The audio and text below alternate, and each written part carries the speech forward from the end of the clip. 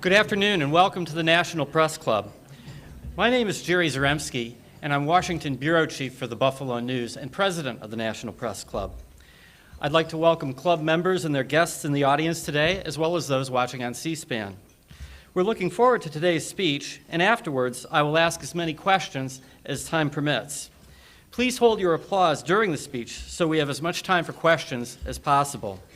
For our broadcast audience, I'd like to explain that if you hear applause, it may be from the guests and members of the general public and not necessarily from the working press.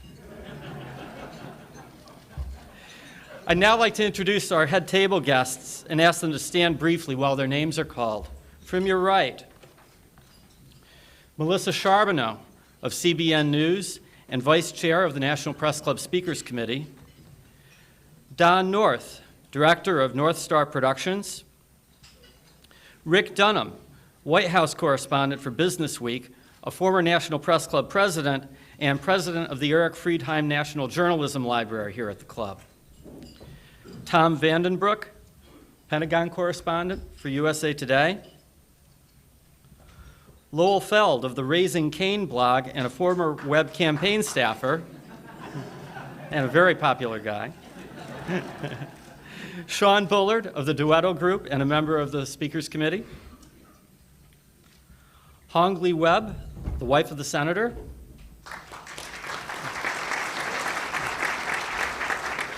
Skipping over the podium, Angela Greiling-Keene of Bloomberg News and the chair of the National Press Club Speakers Committee. Skipping over our speaker, Bob Cardin, president of PoliticalTube.net and the Speakers Committee member who organized today's event. Catherine M. Skiba, Washington correspondent for the Milwaukee Journal-Sentinel. Melinda Henneberger, reporter for Huffington Post. Mark Hamrick, business correspondent for AP Broadcast and the National Press Club's membership secretary. Eleanor Clift, columnist for Newsweek magazine. And John Fales, also known as Sergeant Shaft, member of the Speakers Committee and a writer for the Washington Times.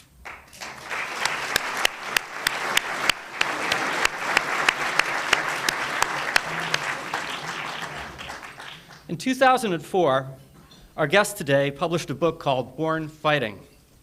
And while it wasn't an autobiography, its title seemed to fit his life story.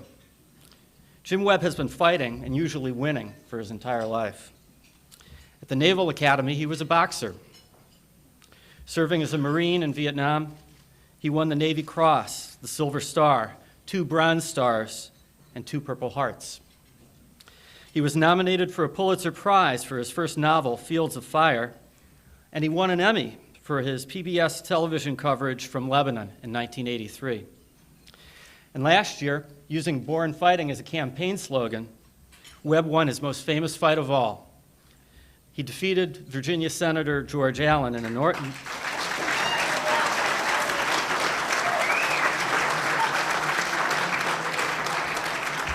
And in that narrow election, he helped swing control of the Senate to the Democrats.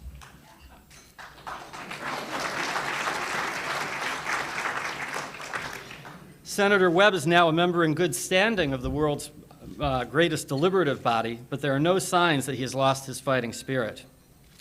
Day after day, he fights the escalation of the war in Iraq, a war he's opposed since long before the first bullet flew. And in the process, this Vietnam War hero has become a hero again to the people who want the troops out now. In fact, after Webb exchanged words with President Bush over the Iraq War during a visit to the White House, one liberal blogger called Webb part of, and I'll quote, that select group of Democratic vertebrates who speak from the heart.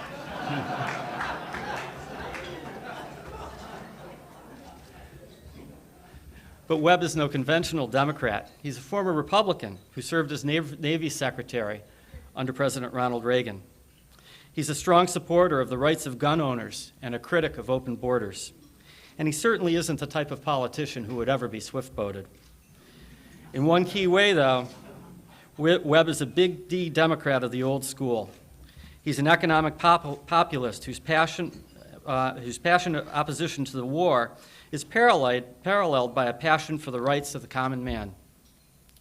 That parallel led the Democratic Party to choose Webb to deliver its response to President Bush's State of the Union address.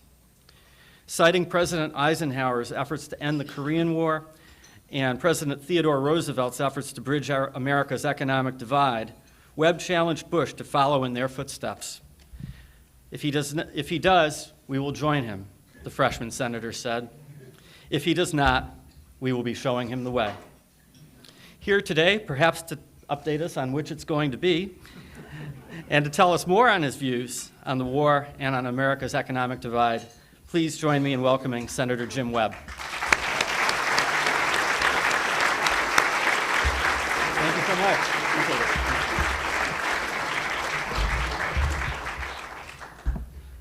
Thank you very, very much, Jeremy, and also I'd like to thank Bob Cardin for all the work that he did coordinating with our staff in preparing for today. And I'd also like to say a special hello to John Fales at the end of the table here, longtime friend of mine who served our country with great esteem and dignity as a Marine in Vietnam.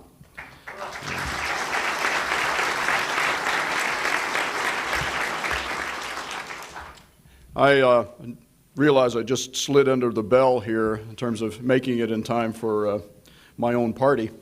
But we are now in my first round of what they call the vote-a-rama in the Senate. Every year when the Budget Committee comes up, there's a whole string of votes that ties the Senate up for several days. And we finished at 20-1, and I think we start again at 3. So I'm thankful that I have the break here to be able to come over and be with you. It is a great honor for me to join you here at the National Press Club. This is actually the second time that I have done this. I was a guest 19 years ago when I was Secretary of the Navy, and I got into a little bit of trouble then. Surprise, surprise. I had decided to talk about the future of our foreign policy and the force structure issues of all the military services, which a few people in the White House and the State Department and one or two in the Pentagon sort of thought was above my pay grade as someone who was responsible for the Navy and Marine Corps. And so I did hear about it when I got back. And as Jeremy intimated, it's been a couple months since I've been in trouble, and I'll try to stay out of trouble today as I give this speech. I have been very fortunate to have had a varied career. And I'd like to start by saying that of all the professional experiences that I have had that shape my approach to life and to government, two stand out. The first is having commanded infantry Marines in combat. Nothing else I've ever done can match the sobering sense of responsibility that comes from making daily decisions that directly affect the lives of others, including in the area that our regiment operated in Vietnam, not only Marines on the one hand, but civilian non-combatants who populated much of our battlefield. And the second has been the many years that I have spent as a writer. There's another type of accountability when one writes, as many people in this room fully understand. It's the accountability of having to marshal facts, to make judgments, and then to put one's name behind the words that go onto the written page. Writing is a tough business. It requires a self-discipline that brings to mind my many years that I spent as a boxer. The regimen is solitary, and only you know how hard you're really pushing yourself. And then there comes a personal accountability for your product, which you have to be judged for the rest of your life. So suffice it to say that one of the titles that I am proudest of is that of journalist. The work that I did for the NewsHour in Beirut, the reporting that I've done for various newspapers and magazines, and especially I'd like to mention Parade Magazine, for whom I have written from such places as Japan, the Philippines, Thailand, Vietnam, and Afghanistan, is some of the most important work of my career. And I have a lot of friends and colleagues in this club, and I am proud of most of them. I'll give you a full report after the Q&As today. In the last few weeks, Americans have been reminded of the extraordinary importance of a free press to a democratic government. The reporting that Dana Priest and Ann Hull did on the outpatient situation at Walter Reed has made this government more accountable. In the process, I think we're going to help ensure that our nation's veterans, wounded and otherwise, are going to receive better care.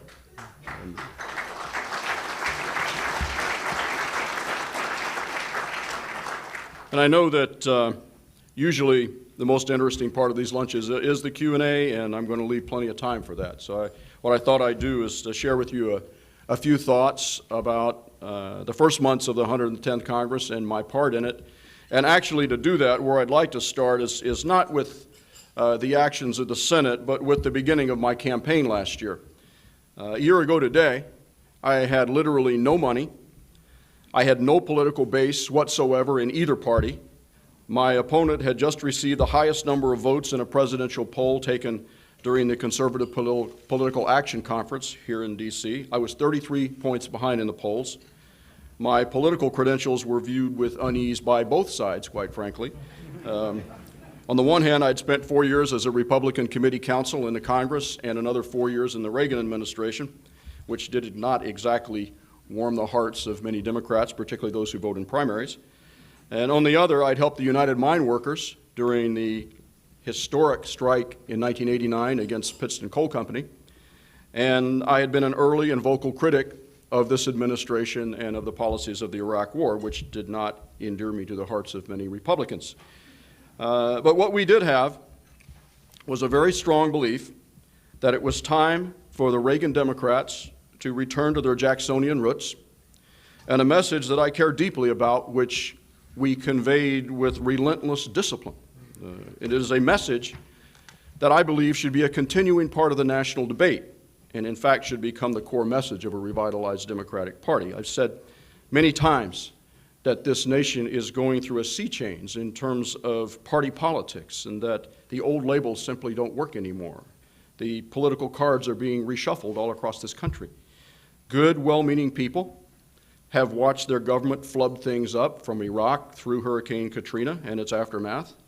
They want better leadership and they want new approaches. And so in the campaign, I talked about deeper themes than mere political issues. We never talked simply about Iraq. Instead, we spoke repeatedly and in depth about the need to reorient our nation's national security posture in a way that would allow us not only to withdraw our forces from Iraq, but also to restore a measure of stability in that historically volatile region, and to increase our ability to fight the war against international terrorism, and to more properly address the wide range of strategic and foreign policy issues that have been dangerously overlooked over the past 5 to 6 years. We didn't simply dwell on this bill or that regarding unemployment, lack of medical insurance, the need to increase the minimum wage. We talked about the larger need for economic fairness and social justice in an era where far too much power has gravitated to the very top in both economic and governmental terms. I took great pains to outline the dangers in what I have come to call the three Americas, a breakdown of our country along class lines, the likes of which we haven't seen for more than 100 years. What are those three Americas? In the past 20 years, we have seen a huge migration of wealth to the very top of our society. At the same time, we have calcified at the bottom into what could soon become a permanent underclass. And at the same time, a large group, that group in the middle, are receiving less and less of their fair share of the fruits of their labor. And finally, in the wake of such seriously under-examined issues as the NSA wiretapping scandal, the failure of leadership during and after Hurricane Katrina, and the billions of dollars that we have wasted in reconstructing Iraq, we talked about the need to restore simple accountability in our government, to make sure that the federal system works in the way that our forefathers conceived it, and to ensure also that our people were getting real value for the investment they were making and the taxes they were being asked to pay. In short, we offered voters a context in a time when far too much political energy is being used and wasted on contrived, emotionally divisive issues such as flag burning, gay marriage, and focus group test phrases such as cut and run. We did something else that was a bit different. I was guided by my own sense of values and political instincts rather than polls and focus groups, and I think the voters understood that. We did our best to keep our message consistent, even when this gave our political advisors serious heartburn. I spoke directly about corporate responsibility to corporate leaders. I became the first statewide candidate in Virginia history to walk a union picket line during a campaign, even though Virginia is 48th in the country in terms of union membership. I spoke openly on the Tim Russert Show and during televised debates about my views that affirmative action was originally intended to help African Americans remove the badges of slavery, and that many of its present policies tend to hurt not only poor blacks, but poor whites as well. A lot of commentators were saying that I was naive. Others were saying that I was a one-issue candidate. In fact, I have to say, about 2 weeks ago, a prominent Republican in Virginia was at an event in Tyson's Corner and mentioned to a reporter that I was a one-issue candidate, still a one-issue politician, and I was asked about that, and I said, well, I probably do spend a little bit too much time on economic fairness, but I don't simply dwell on that issue. Others were saying that my opponent made such serious errors that he was responsible for his own defeat. Allow me to respond first that one-issue candidates do not defeat strong incumbents, and I think the experience in Connecticut demonstrates that. And second, while it might have been risky, I do not consider it naive to have recognized that our voters have become disgusted with the cynicism of modern-day politics. We gambled on the likelihood that people in this country truly desire a clear and unambiguous approach to governing and to leadership, and we won. And I'm committed to doing my best to bring about that reality. I've had a very busy 2.5 months since taking office, particularly given my assignments on both the Foreign Relations Committee and the Armed Services Committee, which have in tandem held exhaustive hearings to examine the way forward in Iraq and in the region writ large. Nearly all the expert testimony concluded that a sustained, meaningful diplomatic engagement was necessary to resolve this crisis. I've been advocating this approach for 3 years, since well before I ever decided to run for the Senate.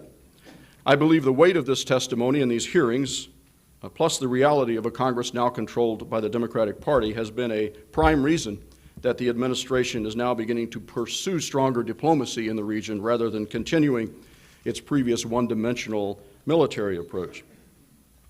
I've long believed that an integral part of our strategy in Iraq must include engagement with all of Iraq's neighbors, including Iran and Syria. As Iraq's neighbors, they are stakeholders in both the future of Iraq and in the need for stability in the region.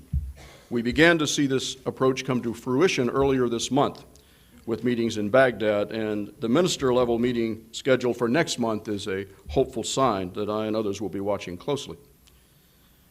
On another note, I don't believe one can speak of our responsibility on these immediate issues without stating clearly our concerns about the entire region, and especially the administration's position regarding its constitutional authority to use military force outside of Iraq. I've authored a bill in the Senate that would prohibit the use of funds for commencing a wider war against Iran without congressional authorization. This legislation is carefully drawn, with exceptions that will allow our military to defend itself against attacks based in Iran, including directly preempting these kinds of attacks, and including hot pursuit into Iranian territory if our military is attacked by forces that might withdraw into Iran. It takes no options off the table with respect to our long-held positions regarding Iran's nuclear program or our demand that Iran recognize Israel. Its major function is to prevent this administration from commencing a broad range of unprovoked military activities without the approval of the Congress. I believe it is important for the good of our federal system that this legislation be approved. we have other tools available. Sanctions are clearly working to isolate Iran's present leadership from the outside world. There was a very strong article in Economist magazine 2 weeks ago that outlined some of the ways in which sanctions are working. I would support even stronger sanctions with the goal of isolating Iran's present leadership, not only from the outside world, but from its own people, many of whom desire a better type of future. And unilateral military activity should only be undertaken as a true last resort. The unfortunate situation in Iraq is clear testimony to the consequences of careless aggression. Properly balanced, robust diplomacy will enable us to bring greater stability to the region, to remove the American military from Iraq, to increase our ability to defeat international terrorism writ large, and finally, to focus on the true strategic challenges that face us around the world. With the Democratic majorities in Congress, we've also seen a renewal of the kind of healthy oversight that is critical to accountability in government, and I may say parenthetically, the kind of oversight that was present when I was a committee counsel in government in the late 70s and the early 80s.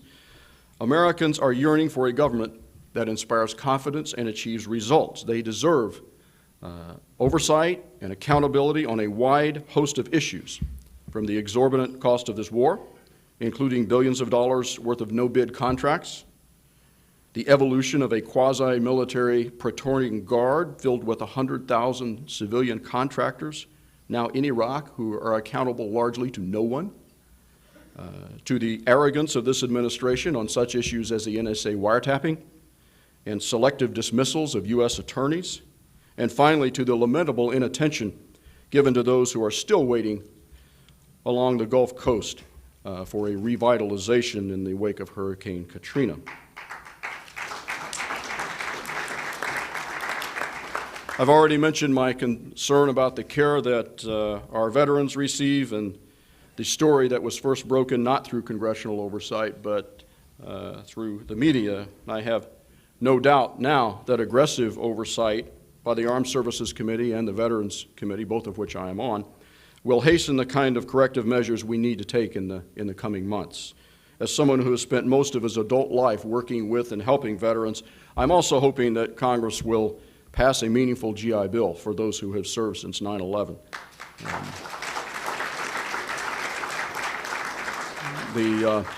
The first bill that I was privileged to introduce as a United States Senator, S-22, is a GI Bill that will give our Iraq and Afghanistan veterans the same educational benefits as those who returned home from World War II. Pay their tuition, buy their books, give them a monthly stipend. I believe they have earned it.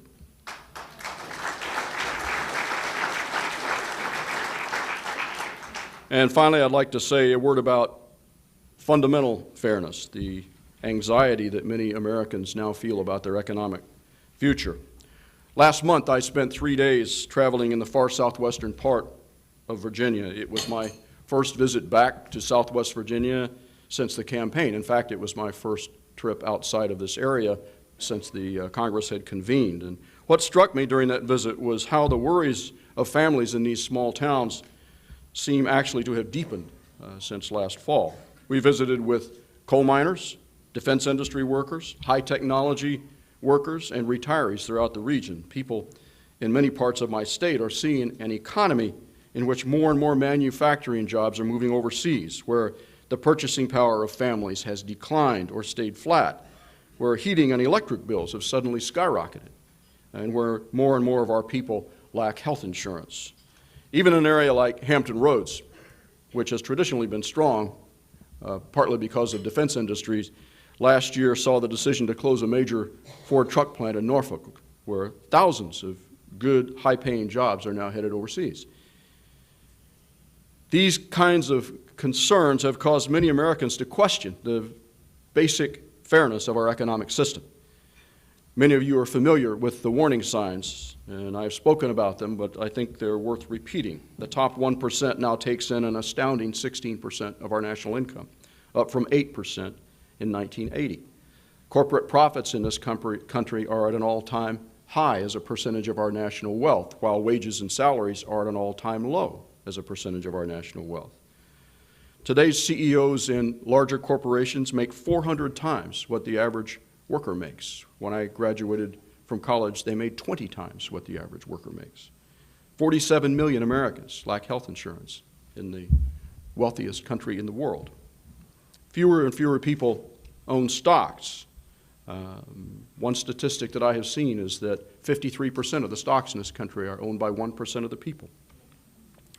And almost equally important, there are many leaders in this country who are seemingly indifferent to these trends. Some even maintain that this growth in income inequality is a form of economic Darwinism and that it should not be a major source of governmental concern. I do not believe that. Our nation shows other serious strains. This is something that doesn't fit into political campaigns today, but I have long been concerned about the staggering prison incarceration rate in the United States, which is higher than any nation in the world. And speaking of reporting, 23 years ago, I was the first American journalist allowed inside the Japanese prison system. And even then, 23 years ago, I wrote of my concern that the incarceration rate in this country was the highest in what we then called the free world. 23 years ago, there were nearly 700,000 Americans in prison. Today, our country has more than 2 million people in prison, and more than 7 million under some form of correctional supervision when you consider parole on the one hand and probation on the other. A black male who does not finish high school, by the statistics that I have been shown, has a 60% chance of going to prison. A black male who has finished high school has a 30% chance of going to prison. You know, we need to keep bad people off our streets. We want to break the backs of gangs, and we want to cut down on violent behavior, but there is something else going on when we are locking up such a high percentage of our people, making them marked individuals at an early age, and in many cases eliminating their chances for a productive life as full citizens. This is what I call a trajectory issue. And what I mean by that is it's going to take years to sort this out, but I'm committed to working on a solution that is both responsive to our needs for law and order and fairer to those who have become entangled in the system.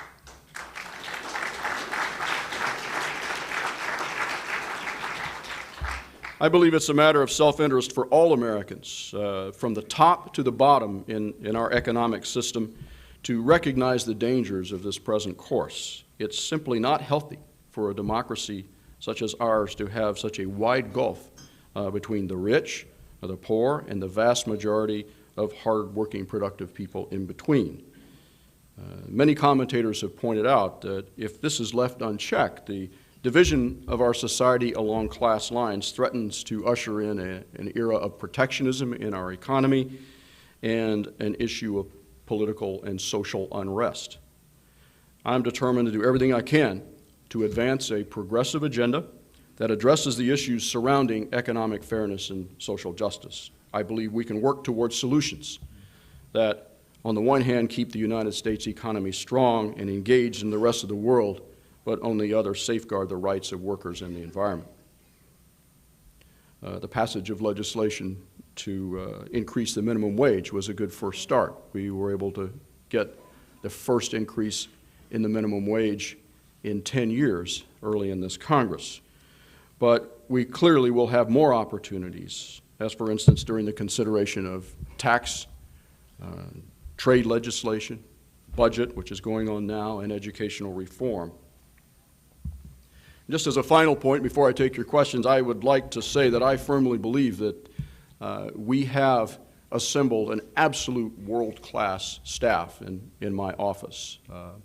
Paul Reagan, who's my chief of staff, and I worked very carefully for a period of 4 months from the point right after the election results were in to carefully bring together a group of people who are representative of Virginia in every sense of the word, in terms of personal background, in terms of geography, in terms of professional experiences. And we have just an absolutely tremendous staff, and we stand ready to serve the interests of our country, to take care of the needs of our constituents in Virginia, and to respond as best we can to the inquiries of the Fourth Estate. without which, as I well know from having worked on the other side of this podium, we would not be able to function properly as a fair society, as a free society, and in the open air of fair debate. Thank you very much.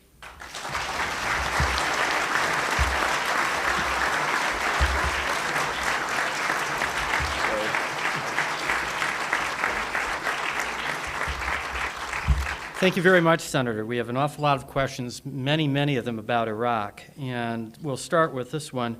What is your view of the supplemental spending bill that the House is considering this week and the timeline that it proposes? Jerry just informed me his name is Jerry, not Jeremy, which is not a good way to start off a Q&A when he controls which questions are brought to the floor here. My apologies on that. I've been working with Senator Chuck Hagel of Nebraska, a longtime friend of mine. We came up in the veterans programs together nearly 30 years ago to try to develop a reasonably bipartisan piece of legislation that we can bring to the floor on the supplemental next week that will incorporate some of the, I think, more workable provisions in this House bill, at the same time not unnecessarily tie the hands of the military and without a specific endpoint in a timeline. The difficulty that I've always had in a timeline when we lay out a reduction of forces to withdraw from Iraq based on an external schedule is that they're generally unworkable. And the best way to approach removing our troops from Iraq is to get a diplomatic solution that will provide the umbrella under which we can withdraw our troops. And if we do that, the timeline could happen relatively quickly. Without it, we're struggling against the notion that we are moving troops around without the diplomatic participation of the countries in the region. So Senator Hagel and I are trying to put together a kind of bill that will, on the one hand, address the diplomatic side, and on the other, address readiness and deployment cycles and these sorts of things. And since we're still discussing it, I don't think I should go any further in explaining what's in the bill. If Congress is opposed to the war, shouldn't it cut off funding? Would President Bush really leave the troops in a lurch rather than withdraw? The difficulty on cutting off funding, on funding issues for a war that is ongoing, is that it's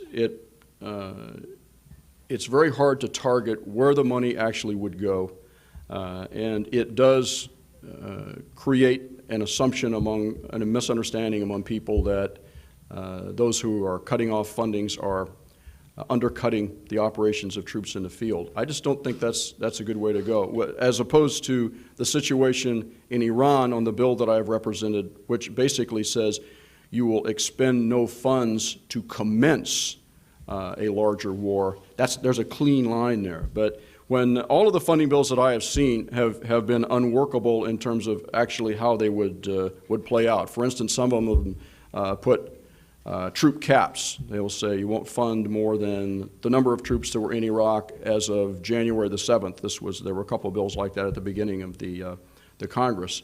And that does two things. One is it's difficult to figure out exactly which troops you're not going to fund.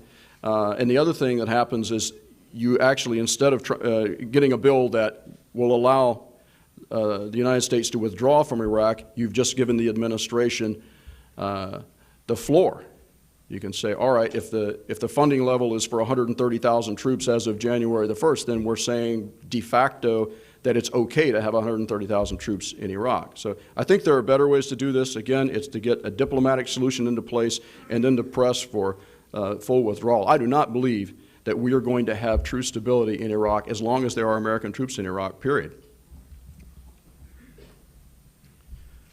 What do you think would be the worst thing that could happen if we were to pull our troops out of Iraq now? And how would we deal with it? Would we deal with that as a separate issue, or would American forces have to perhaps respond again? Well, I think that's sort of the the red herring that is being thrown into the debate. Through all of these hearings, one of the things that was continually mentioned by the people who support the administration's policies in Iraq is that if we withdraw all our troops, you're going to have the empowerment of Iran, greater instability in the region, greater presence of terrorism, and a decrease in the respect for the United States. And the first thing I can say about that is no one is calling for a precipitous withdrawal. We're talking about an orderly approach. But secondly, those four realities are exactly what people such as myself were warning about if we went into Iraq in the first place, that you're going to empower Iran, we're going to increase terrorism in the region, we're going to destabilize the region, and the United States' prestige around the world would be diminished. And clearly, all four of those things have happened right now. Would the division of Iraq be a viable solution to ending the conflict there? There are people who have, and people with strong foreign policy credentials who have recommended a partition of Iraq. I know Chairman Biden on the Foreign Relations Committee is one of those. I tend to believe that the most important thing that we can do is to get the countries that are tangential to Iraq and other countries that have historic ties in the region and strategic interests in the region to the table diplomatically to cause countries that are tangential to Iraq that are playing under the table right now, such as the Saudis on the Sunni side, the Iranians on the Shia side, to bring them overtly into the diplomatic process so that they can assume an ownership of the solution and then to move forward in that way. And one of the issues that does tend to unite people in Iraq is the fact that the presence of American troops on the streets of Iraq is a destabilizing factor at this point, and we have to work to get our troops off the streets. Has the Iraq War increased or decreased the likelihood of another 9/11?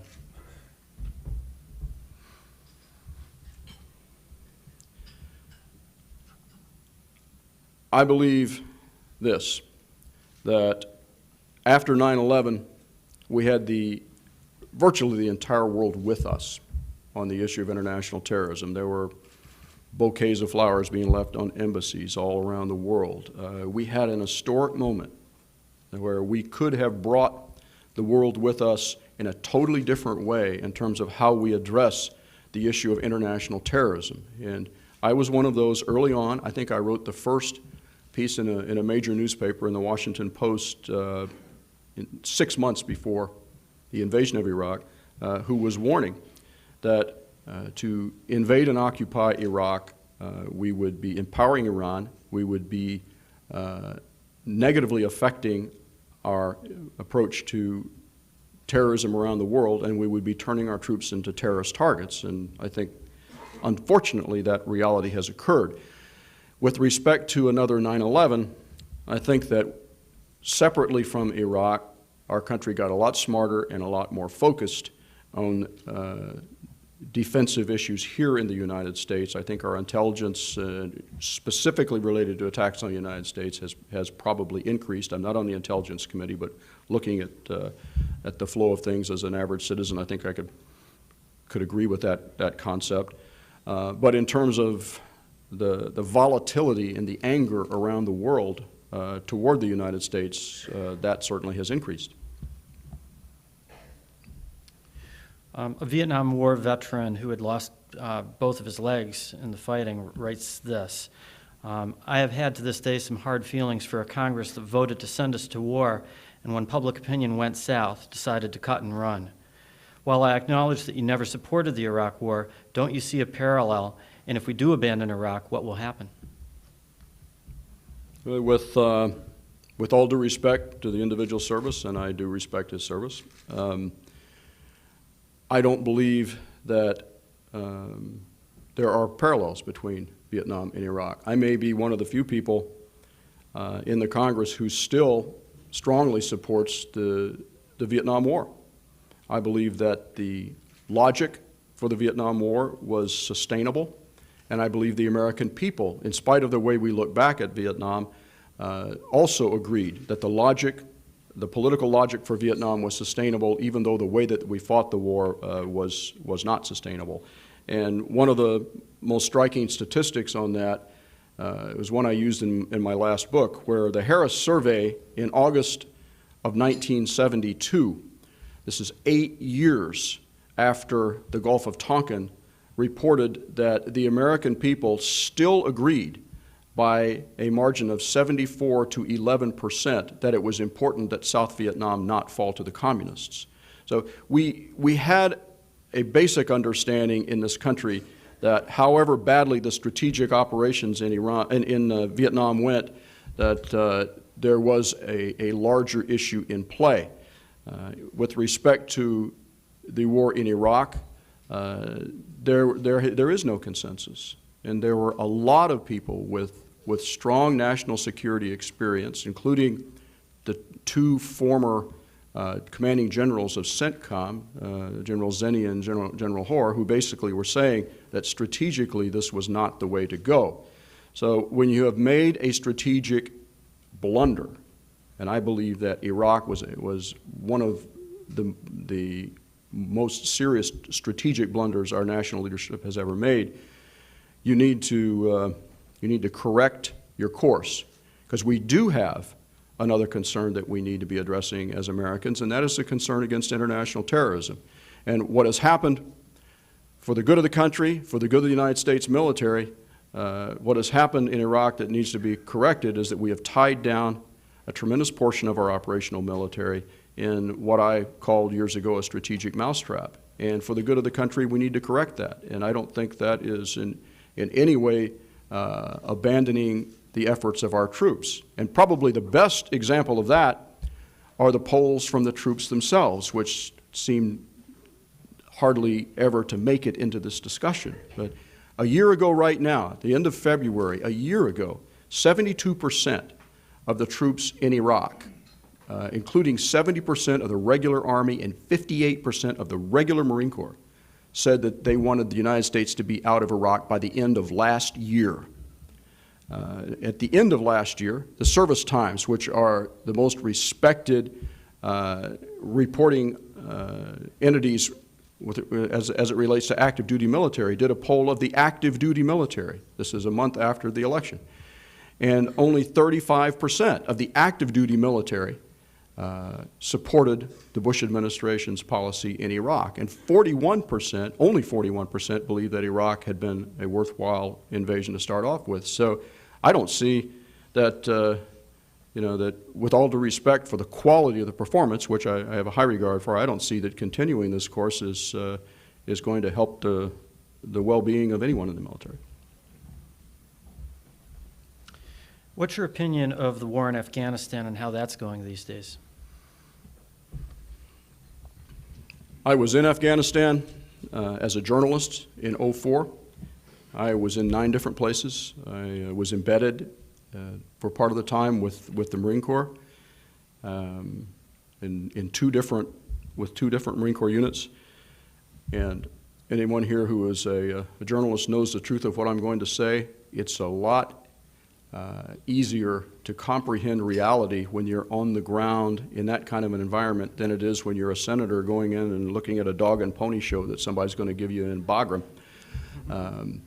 And on the one hand, I think that the way that we handled Afghanistan from the beginning was much smarter than the way we handled Iraq. Part of that, by the way, was part of it was the use of what we would call the multiplication of forces. We actually had Afghani units early on doing most of the fighting. And the second part of that was we configured a diplomatic solution right after the invasion where we did involve all the countries in the region tangential to Afghanistan, including Iran, in a solution that resulted in the Karzai government. The Marine Battalion that I was with in Afghanistan had a short-term mission. They went in for, I think, 3 months. They were on the ground. They were going after the Taliban, and then they were leaving. They were not occupying the country and on the streets of Afghanistan like our troops are doing in Iraq. But the other truth teller in Afghanistan And I sat through a Foreign Relations Committee hearing totally frustrated 3 or 4 weeks ago because I didn't see this truth being addressed, is that I think we need a better accounting in Afghanistan of how much of this resurgence in violence, recent resurgence in violence, is actually Taliban or Al-Qaeda and how much of it is drug-related. You know, Afghanistan's a narco state, and when people go in and say, well, we're going to eradicate the opium and we're going to tell the farmers to grow wheat, I don't think they see the reality that this problem is a global problem. It's not a demand push problem, it's a supply pull problem. They're selling this stuff on the streets of Europe and particularly in the UK. And I would say every village that I was in Afghanistan had an opium patch and a marijuana patch. I don't claim to have been in every village, but every village that I was in, you could see that. And one place I was with the Marines up on the Pakistan border was a special forces camp, Army Special Forces camp with the Marine unit, part of its security. This camp was being expanded. Construction was being expanded. The commander of the camp had hired Afghani laborers from across this river who usually work for this, you can put the front on the Lord, any way you want to work, you know, drug lord, warlord, the most powerful person in that area. So inside this perimeter, there were Afghani workers who were being paid $7 a day to do labor. Across the river, where the boss lived, as far as the eye could see, were opium fields. Looked like rice fields in Vietnam. And when you start turning the screws, tightening up on drug policy with people that you're dealing with and for whose support you need, then you end up with the situation that we're in Afghanistan. I think we need a truly honest discussion about how much of the violence we're seeing in Afghanistan is a pushback from the drug lords.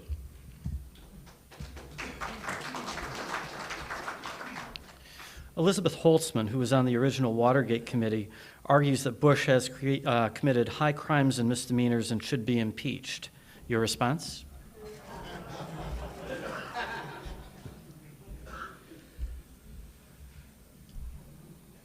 Last time I said something about President Bush, I got in real trouble. Look, I think that there has been a constitutional imbalance since 9/11 in terms of the relationship between the executive branch and the legislative branch. It was very troubling to me. It's something that I spoke about often during the campaign.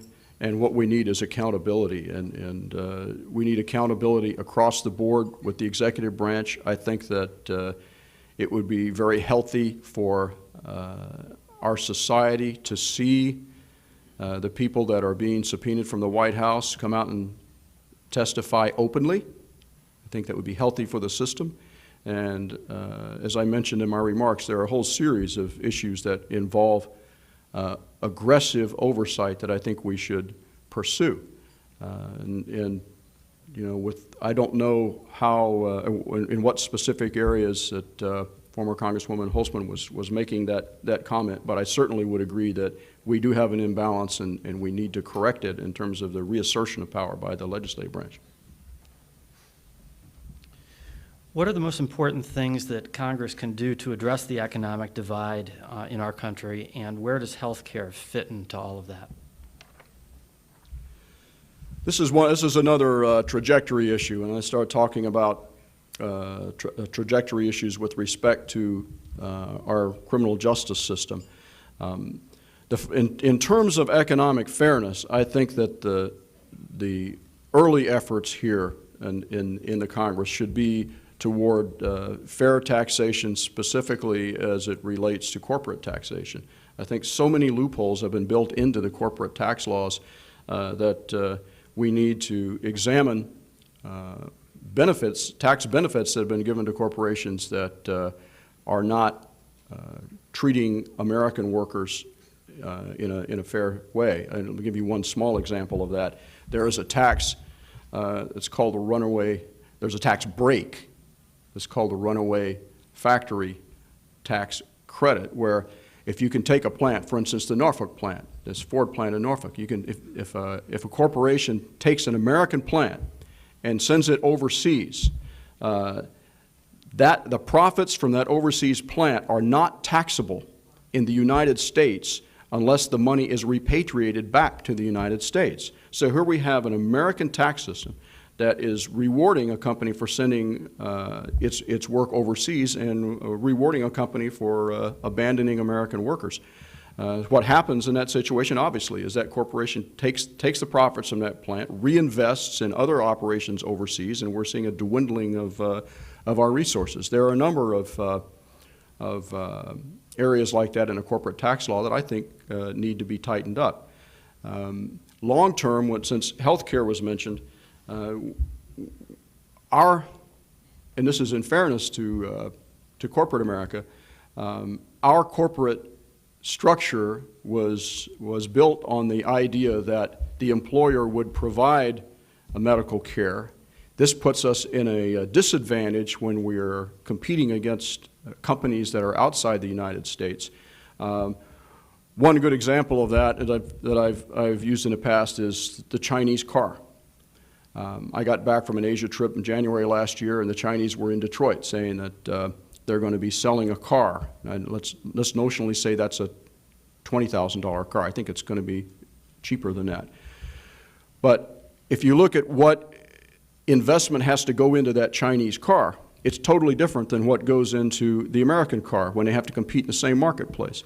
In China, the corporation doesn't pay for medical care. The corporation doesn't pay for retirement. These costs are outside the cost it takes to make the car. And they obviously have an advantage with what's happened in our currency valuations and all the rest, but even setting that aside.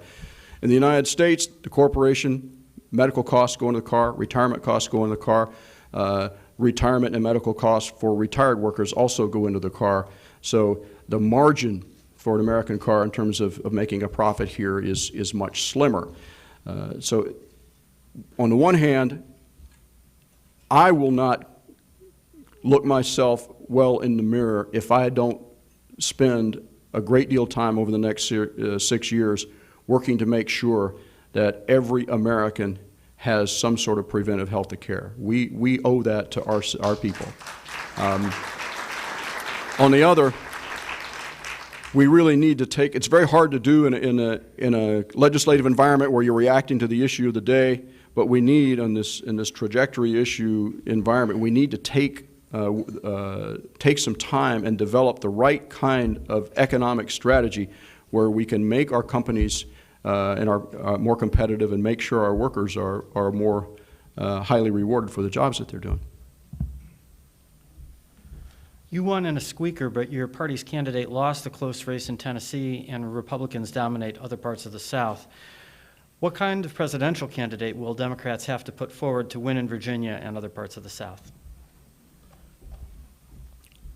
Well, the first thing to be said about Virginia is it is a microcosm of the country demographically right now.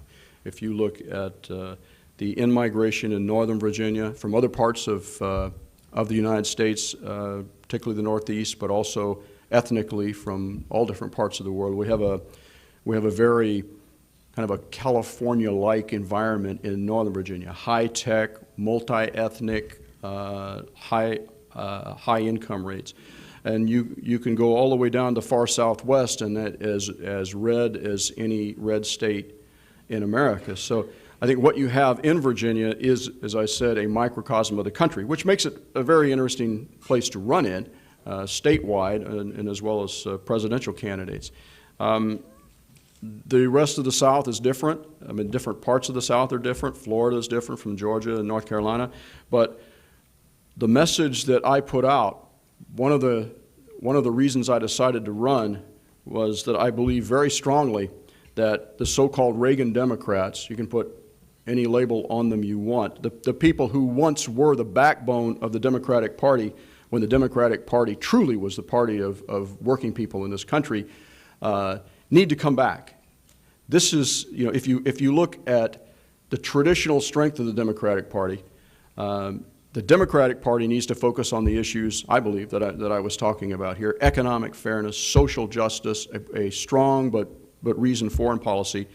And if they do, you're going to see the people in red state America start gravitating back to the party that takes care of their interests. This is what Andrew Jackson was all about. I mentioned in the response to the State of the Union address that Jacksonian democracy says you measure the health of a society not at its apex, but at its base. You measure the health of society not by how Wall Street's doing, but how the working people in the country are doing. If the Democratic Party gets back on that message, I think they have a very strong chance in red state America. Have you decided which presidential candidate you'll be supporting? Whichever one's nominated.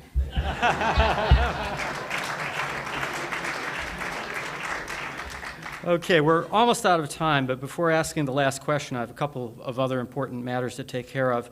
First of all, let me remind our members of future speakers. On January 26th, Terrence Jones, the president of the Wolf Trap Foundation for the Performing Arts, will be here along with special guest Mike Love of the Beach Boys. The next day, the 27th, Mark Everson, the IRS commissioner, will be here. On April 13th, Cal Ripken Jr., the Baltimore Orioles superstar and Hall of Fame baseball player, will be here, and there will be a book signing afterwards. Next, we have a couple of traditions to attend to. Probably have one of those from 19 years ago. They're nicer now. And so are the mugs. Thank you very much. Thank you very much. Thank you. Okay. And our last question is a little bit off point, but I have to ask it. Are you going to do a Capitol Hill novel?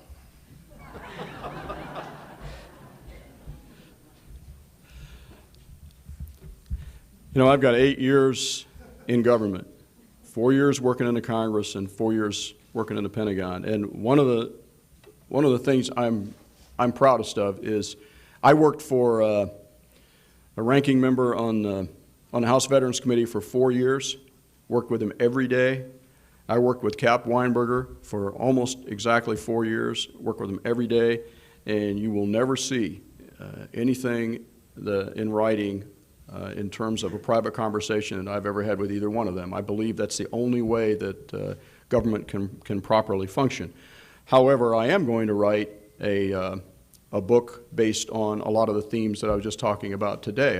I was talking to my publisher after the State of the Union response, and so I'm going to try to put together a different kind of a book, just a book on where I think this country needs to go on these sorts of issues, and I'll be working on that. I mentioned during the campaign that if I had to pick a prototype for the Senate, it would probably be Daniel Patrick Moynihan, who came out of an intellectual career mixed with a government career, and Pat Moynihan put out a book a year while he was in the Senate. I don't think I'm going to be able to hit that mark, but I will always write. It's just a part of who I am. Thank you very much for being here. I appreciate your patience. Thank you very much, Senator. Thank you for coming today. Thank you for coming, and I'd also like to thank National Press Club staff members Melinda Cook, Pat Nelson, Joanne Booz, and Howard Rothman for organizing today's lunch. Also, thanks to the NPC Library for its research. Thank you. We're adjourned.